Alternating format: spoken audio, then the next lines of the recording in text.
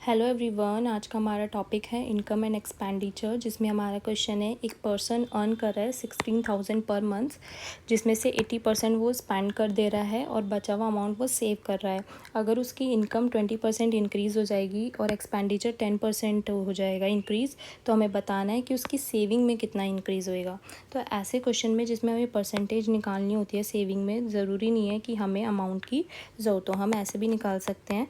Income क्या होता है? एक्सपेंडिचर प्लस सेविंग का सम होता है। ठीक है, जितना हमने खर्च किया और जितना हमने सेव किया है उन दोनों को मिला के हमारी इनकम आती है।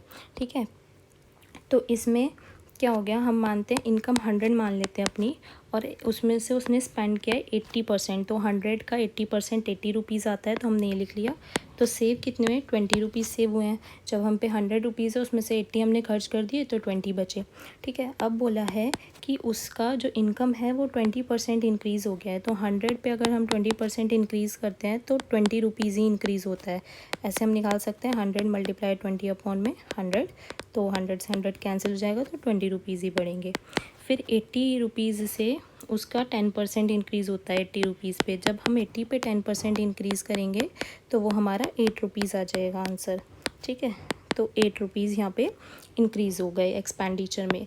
अब हमें बताना है कि सेविंग कितनी बढ़ेगी। जब 20 रुपये उसकी इनकम बढ़ी है, उसमें से उसने 8 रुपीज़ खर्च कर दिए, तो बचे कितने? 12 रुपीज़ बचे। 20 में से हम 8 माइनस कर देंगे तो 12 ही तो आएगा, तो 12 रुपीज़ हमारी सेविंग बढ़ गई।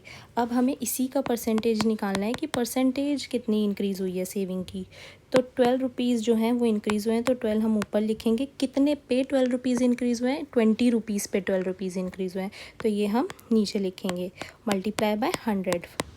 ठीक है, तो यहाँ 20 से 100 कैंसिल हो जाएगा 5 पे, तो 12 5 से कितने होंगे? 60।